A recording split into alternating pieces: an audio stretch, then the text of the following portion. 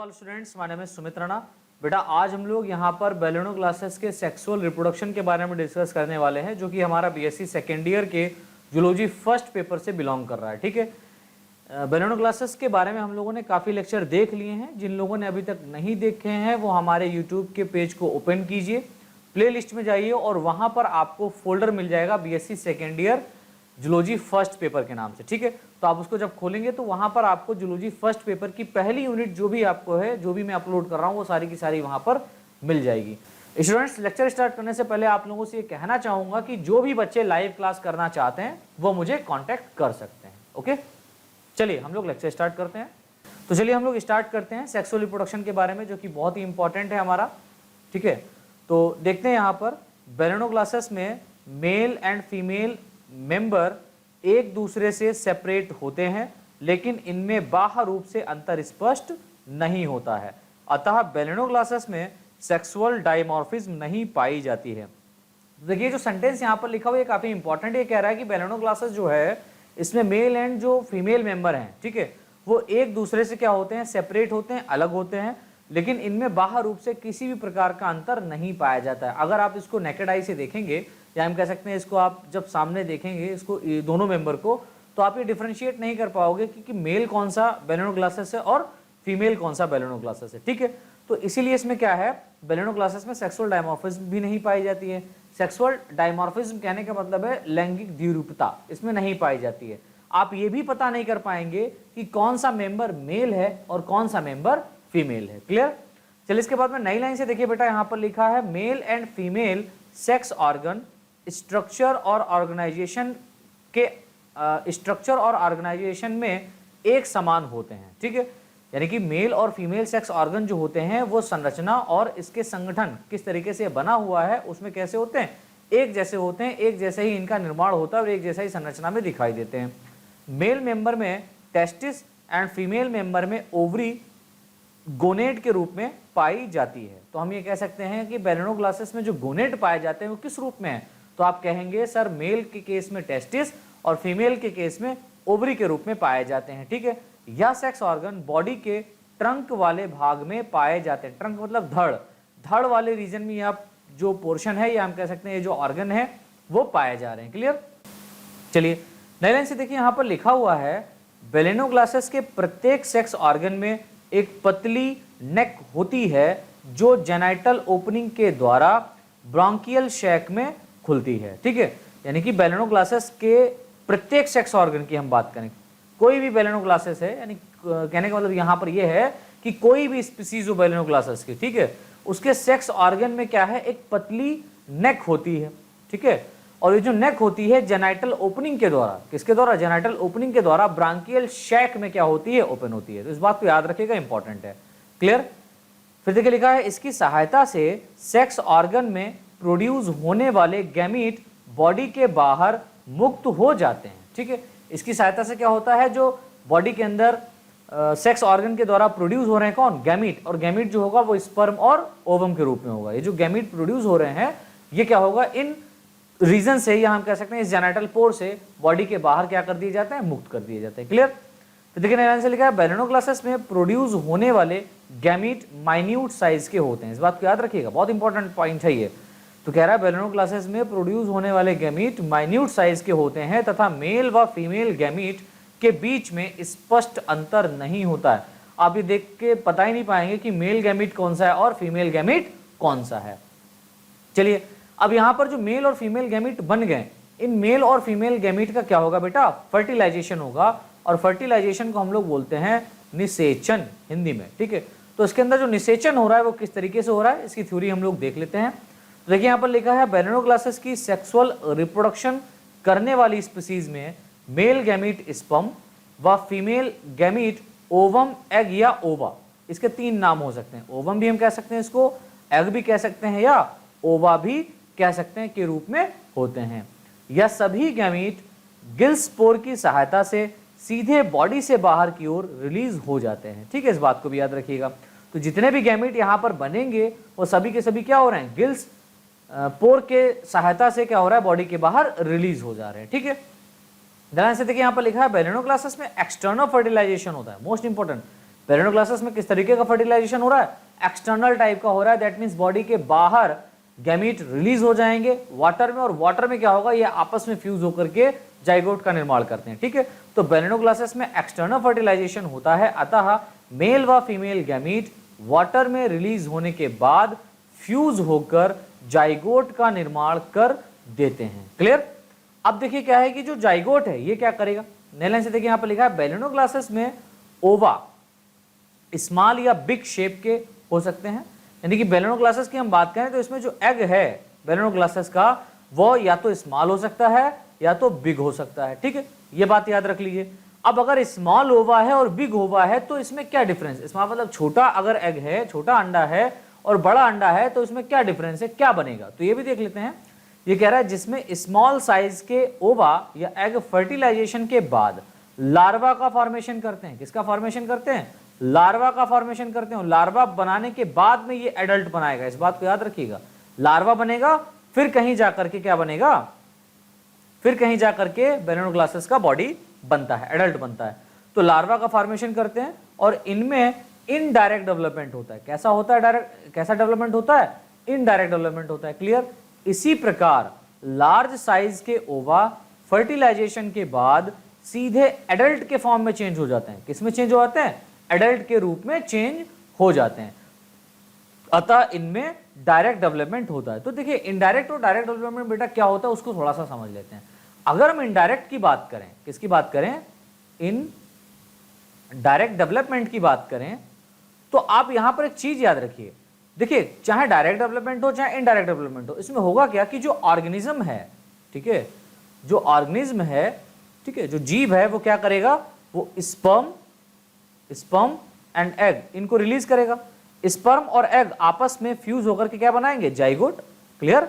Zygote बनाएगा embryo, इसको याद रखिएगा, जाइगोट बनाएगा एम्ब्रियो, और एम्ब्रियो जो है वो चेंज हो जाएगा किसमें, लार्वा में, और लार्वा जो है वो फिर बनाएगा एडल्ट, लार्वा बनाएगा एडल्ट। तो इनडायरेक्ट डेवलपमेंट में हमने एक प्रोसेस समझा कि जो ऑर्गेनिज्म है वो स्पर्म और एग रिलीज करेगा, ये मिलेंगे, जाइगोट बनेगा, और कहां रिलीज करेगा, वाटर में। इसको याद रखिएगा, बहुत इंपॉर्टेंट है। वाटर में क्या बन जाएगा, जाइगोट, जाइगोट एम्ब्रियो बनाएगा, एम्ब्रियो लार्वा बनाएगा, और लार्वा क्या करेगा, एडल्ट में चेंज हो जाता है। ये जो प्रोसेस यहां पर हो रहा है ये टोटली क्या बोला जाता है, इनडायरेक्ट डेवलपमेंट बोला जाता है। अब अगर हम डायरेक्ट डेवलपमेंट की बात करें सर, तो डायरेक्ट डेवलपमेंट कैसे होता है, तो वो भी समझ लीजिए। अगर हम डायरेक्ट डेवलपमेंट की बात करें बेटा, तो जो डायरेक्ट डेवलपमेंट है इसमें क्या होगा कि जो ऑर्गेनिज्म है, ये जो ऑर्गेनिज्म है ये क्या करेगा, मेल और फीमेल दोनों अलग अलग क्या करेंगे, स्पर्म, क्लियर, और एग का निर्माण करेंगे। स्पर्म और एग आपस में मिलकर के क्या बनाएगा, जाइगोट। क्लियर। जाइगोट बनाएगा एम्ब्रियो, हाँ सर, जाइगोट एम्ब्रियो बनाता है, और एम्ब्रियो जो है वो सीधे चेंज हो जाएगा किसमें, एडल्ट में। एम्ब्रियो चेंज किसमें हो जाता है, एडल्ट में। तो यहां पर ये जो छोटा सा प्रोसेस आप देख रहे हैं, ऑर्गेनिज्म ने क्या किया, गैमीट प्रोड्यूस किए, गैमीट आपस में फ्यूज हुए, फर्टिलाइजेशन हुआ, डेवलपमेंट हुआ, जाइगोट बना, और डेवलपमेंट हुआ, एडल्ट बन गया। तो यहां पर लार्वा स्टेज क्या हमने देखी, एब्सेंट है। जहां पर लार्वा स्टेज एब्सेंट होती है, इस टाइप के डेवलपमेंट को हम लोग बोलते हैं क्या, डायरेक्ट डेवलपमेंट। क्लियर। चलिए इसके बाद में हम लोग देखेंगे टॉर्नेरिया लार्वा। ये लार्वा बहुत इंपॉर्टेंट है, ठीक है, बैलेनोक्लासेस का, और ये कई बार आपका पूछा गया है, तो इस बार के लिए भी यह एग्जाम में बहुत ज्यादा इंपॉर्टेंट है, तो इसको ध्यान से देखिएगा। इसमें हम लोग देखते हैं, लिखा है बैलेनोक्लासेस में इनडायरेक्ट फर्टिलाइजेशन के बाद स्मॉल साइज के फर्टिलाइज्ड एग द्वारा प्रोड्यूस लार्वा टॉर्नेरिया लार्वा कहलाता है। क्लियर। तो कह रहा है कि जो इनडायरेक्ट फर्टिलाइजेशन हुआ है, इनडायरेक्ट फर्टिलाइजेशन कहने का मतलब ही हो गया कि जो एग और स्पर्म है वो वाटर में क्या कर दिया गया, रिलीज कर दिया गया है, और ये वाटर में फ्यूज हुए हैं। तो ऐसे फर्टिलाइजेशन को हम लोग क्या बोलते हैं, इनडायरेक्ट फर्टिलाइजेशन। क्लियर। और इसमें क्या हो रहा है कि जो स्मॉल साइज के फर्टिलाइज्ड एग हैं, यानी कि जो एग फर्टिलाइज्ड हो चुके हैं, क्लियर, और वो कैसे स्मॉल साइज के हैं, ये क्या करेंगे, लार्वा को प्रोड्यूस करेंगे, और जो लार्वा प्रोड्यूस होगा वो कौन सा होगा, वो टॉर्नेरिया लार्वा होगा। ठीक है, ये याद रखिएगा, बहुत इंपॉर्टेंट है, टॉर्नेरिया लार्वा कहलाता है। नीलम से लिखा है, इस लार्वा की खोज सर्वप्रथम मुलर द्वारा की गई थी। स्टार्टिंग में इसे स्टारफिश का लार्वा माना जाता था। यह लार्वा अत्यधिक माइन्यूट व फ्री स्विमिंग लार्वा होता है। क्लियर।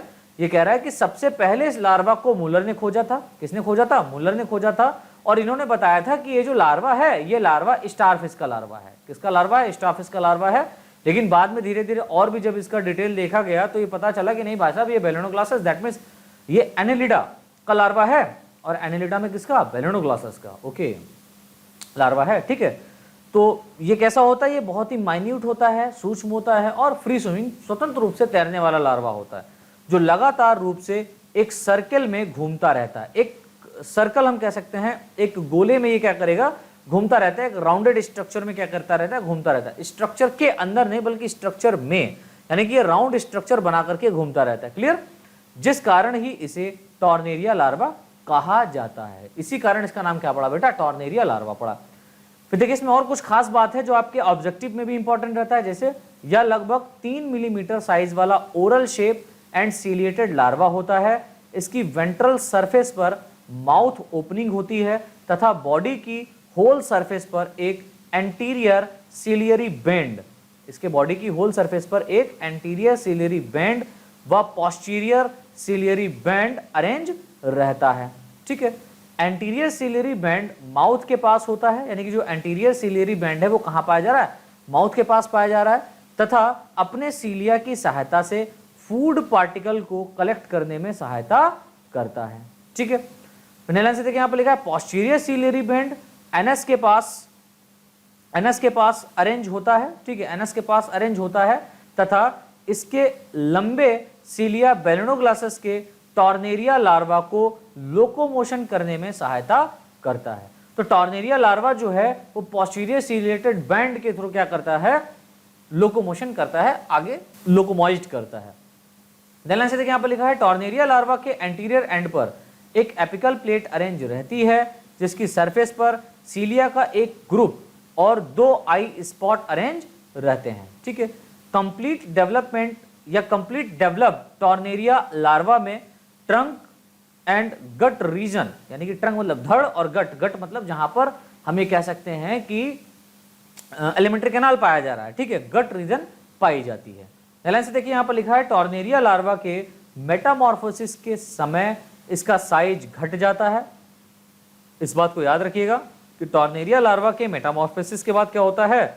इसका साइज घट जाता है तथा एपिकल प्लेट व आई स्पॉट नष्ट हो जाते हैं, ठीक है। एपिकल प्लेट और आई स्पॉट क्या है? ये नष्ट हो जाता है। तो इस बात को याद रखिएगा, ऑब्जेक्टिव बनता है कि टॉर्नेरिया लार्वा में मेटामॉर्फोसिस की क्रिया के समय कौन से ऑर्गन या हम कह सकते हैं कौन से कंपोनेंट डिसअपियर हो जाते हैं। तो आप कहेंगे sir apical plate and I spot, ठीक है। एपिकल प्लेट और आई स्पॉट क्या हो जाता है? नष्ट हो जाता है। तथा प्रोबोसिस, कॉलर व ट्रंक क्या बनने लगता है? तो आप कहेंगे सर प्रोबोसिस सूंड, कॉलर वाला रीजन और ट्रंक धड़ वाला रीजन क्या होता है? भाग, आदि भाग डेवलप होते हैं। इस बात को याद रखिएगा। इसके बाद टॉर्नेरिया लार्वा एडल्ट बेलेनोग्लासस में परिवर्तित हो जाता है। इसके बाद क्या होता है? टॉर्नेरिया लार्वा जो है वो एडल्ट बेलेनोग्लासस में चेंज हो जाएगा जब ये टॉर्नेरिया लार्वा अपना फीडिंग स्टेज, अच्छा देखिए टॉर्नेरिया लार्वा को फीडिंग स्टेज भी कहते हैं क्योंकि इस समय में क्या करेगा? खाएगा, पिएगा, ऐसा करेगा, मौज करेगा, मेटामॉर्फोसिस करेगा, देन चेंज हो जाएगा बेलेनोग्लासस के एडल्ट में, क्लियर। अब देखिए जो टॉर्नेरिया लार्वा है वो कुछ इस तरीके से आपको दिखाई दे रहा है, ठीक है। ये इसका कुछ डायग्राम यहाँ पर मैंने ऐड कर दिया है जिसको आप देख लीजिए। ये काफ़ी सुंदर डायग्राम लग रहा है, सुंदर मतलब अच्छा लग रहा है देखने में, ठीक ठाक है। तो इसके सरफेस की तरफ हम देखें तो इसकी बॉडी वॉल है और इसके एंटीरियर रीजन पर देखें तो इस रीजन पर आप देखिए यहाँ पर एपिकल टफ ऑफ सीलिया पाया जा रहा है और यहीं पर ये एक स्पॉट पाया जाता है जिसको हम लोग बोलते हैं आई स्पॉट। क्या बोलते हैं? आई स्पॉट, जिसके थ्रू ये क्या करता है? फोटो रिसेप्टर करता है और प्रकाश की तरफ मूव करता है, क्लियर।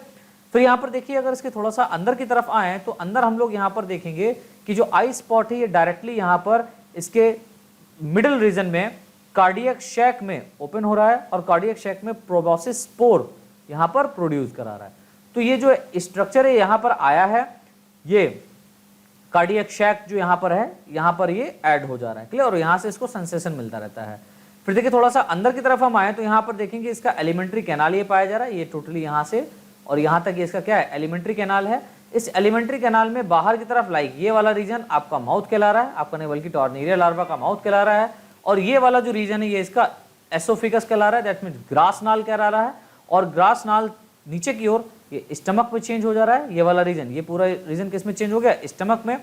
और ये वाला रीजन, ये थोड़ा सा नीचे बैंड की तरफ अगर हम देखें, पोस्टीरियर सिलेटेड बैंड की तरफ हम लोग देखें, तो पोस्टीरियर सिलेटेड बैंड में आपको मिलेगा क्या, इंटेस्टाइन। बैंड में नहीं मिलता है, बैंड की तरफ आपको मिलेगा क्या, इंटेस्टाइन, दैट मीन्स आंत। और ये आंत नीचे की तरफ जाकर के ओपन हो जाएगा किसमें, एनस में, ठीक है। और जिस पोर्शन में एनस ओपन होता है, जिस पोर्शन में ये आंत खत्म होती है जाकर के इंटेस्टाइन का लास्ट पार्ट होता है, उस पोर्शन को हम लोग बोलते हैं पोस्टीरियर सिलिएटेड रिंग। यहाँ पर एक रिंग लाइक स्ट्रक्चर बन जाता है जिसको हम लोग बोलते हैं posterior ciliated ring. So students, इस तरीके से हमारा ये बेलेनोग्लासेस फिनिश होता है, ठीक है। अब बेलेनोग्लासेस से जितने भी रिलेटेड यहाँ पर आपके क्वेश्चन पुटअप हो सकते हैं, वो सारे के सारे मैंने यहाँ पर आपको कवर अप करा दिए हैं। आप प्लेलिस्ट में जाइए, वहाँ पर देख सकते हैं, ठीक है। और बेलेनोग्लासेस के साथ साथ हमारा जो सब फाइलम हेमिकॉर्डेटा है, एक्चुअल में ये फिनिश हो गया। हेमिकॉर्डेटा हमारा क्या हो चुका है, फिनिश हो चुका है सब फाइलम। तो ये थोड़ा सा ग्राफ यहाँ पर बना है, इसको भी हम देख लेते हैं। तो हम लोग एक्चुअल में फाइलम कॉर्डेटा देख रहे हैं, और फाइलम कॉर्डेटा को दो ग्रुप में डिवाइड किया गया है, ग्रुप फर्स्ट और ग्रुप सेकेंड। ग्रुप फर्स्ट जो है उसको हम लोग बोल रहे हैं प्रोटोकॉर्डेटा, और ग्रुप सेकेंड जो है उसको हम लोग बोल रहे हैं यूकॉर्डेटा, ठीक है। तो प्रोटोकॉर्डेटा एक्चुअल में हमारा चल रहा है, प्रोटोकॉर्डेटा को हम लोग बोलते हैं एक्रेनिएटा। प्रोटोकॉर्डेटा को हम लोग और भी एक नाम से जानते हैं, जिसको हम लोग बोलते हैं क्या, एक्रेनिएटा। और यूकॉर्डेटा को हम लोग जानते हैं किस नाम से, क्रेनिएटा। तो क्रेनिएटा पर बाद में हम लोग डिस्कस करेंगे, पहले हमारा प्रोटोकॉर्डेटा चल रहा है। शुरुआत में मैंने बताया, तो प्रोटोकॉर्डेटा को एक्चुअल में 3 सब फाइलम में क्या किया गया है, कैटेगराइज किया गया है, डिवाइड किया गया है, जिसमें हेमिकॉर्डेटा हमारा फिनिश होता है। अब जो हमारा नेक्स्ट लेक्चर आएगा वो हमारा सिफेलोकॉर्डेटा पर होगा। किस पर होगा, सिफेलोकॉर्डेटा पर होगा। और सिफेलोकॉर्डेटा में जो आपका ब्रैंकियोस्टोमा है, ठीक है, ऑर्गेनिज्म, इसके बारे में डिटेल में डिस्कस करना है। ओके, तो स्टूडेंट्स आशा करते हैं ये लेक्चर आपको काफ़ी पसंद आया होगा। अगर पसंद आया है तो प्लीज़ लेक्चर को लाइक कीजिए, ज़्यादा से ज़्यादा शेयर कीजिए। हमारे चैनल पर यदि पहली बार आया तो सब्सक्राइब भी कर लीजिए, बेल आइकन को दबा लीजिए, जिससे मैं जो भी लेक्चर डालूंगा वो सबसे पहले आप तक पहुँचेगा। Thanks a lot.